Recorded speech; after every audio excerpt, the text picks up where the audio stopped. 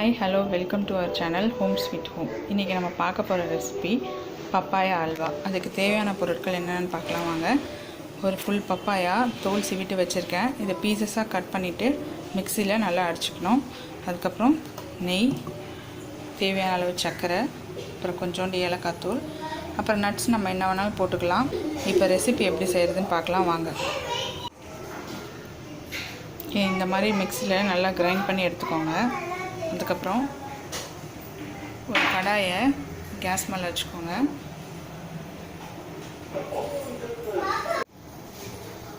ரெண்டு spoon key விட்டுருக்கேன். நெய் போட்டாச்சு 2 ஸ்பூன். நெய் கொஞ்சம் சூடானோன்னு அதில் நம்ம கட் பண்ணி வச்சுருக்க பிஸ்தாவை போட்டுடலாம்.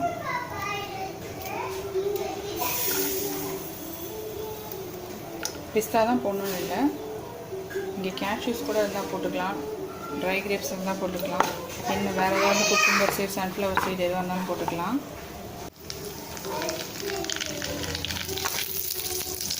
இந்த மாதிரி பிஸ்தாவை நல்லா கீழே வச்சுக்கோங்க.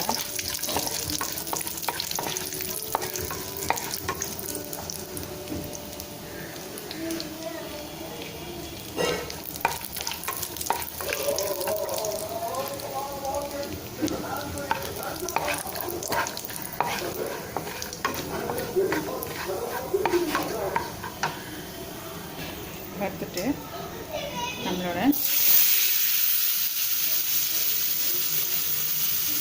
பப்பாயாவை மிக்சியில் கிரைண்ட் பண்ணி வச்சுருக்கோம் இல்லையா, அதை அப்படியே போட்டுங்க. போட்டுட்டு நல்லா வதக்கிடணும்.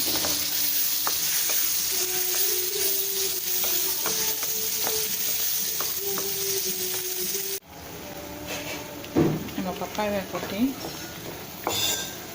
நல்லா அந்த கீழே நல்லா வதக்கணும். இந்த மாதிரி வதக்கி விடுங்க.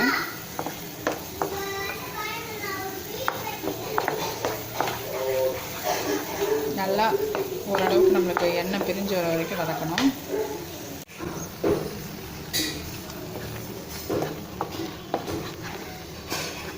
நல்லா வெந்துட்டுருக்கு நம்மளோட பப்பாயா. இதில் ஒரு சீக்ரெட் இன்க்ரீடியன்ட் சொல்கிறேன், அது நீங்கள் ஆட் பண்ணிங்கன்னா உங்களோட அல்வா இன்னமும் டேஸ்ட்டாக இருக்கும். என்னென்னு பார்த்தீங்கன்னா ஒன்றும் இல்லை, ஒரு சின்ன பனானா எடுத்து கட் பண்ணி வச்சுருக்கேன். அந்த மாதிரி பீசஸாக, இந்த பீசஸான பனானாவை இதில் அப்படியே போட்டு இந்த பப்பாயோடவே நல்லா கிளறி விடுங்க. இதில் வந்து வாழைப்பழம் சேர்த்துக்கிறதுனால நல்லா இதுவும் வெந்து, நம்ம அந்த பப்பாயாவும் வெந்து அல்வா ஸ்டேஜுக்கு வரும்போது அது நல்லா வாயில் கடிப்படுற மாதிரி இருக்கும். அந்த பனானா ரொம்பவே டேஸ்ட்டாக இருக்கும் அந்த ஸ்டேஜில்.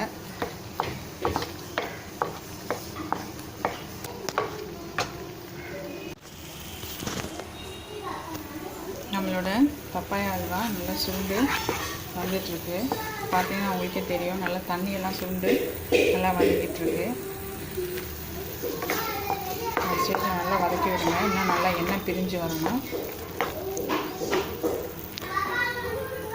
இந்த ஸ்டேஜ் வந்ததுக்கப்புறம் நம்ம கொஞ்சோண்டு ஏலக்காய் தூள் தூவிக்கலாம்.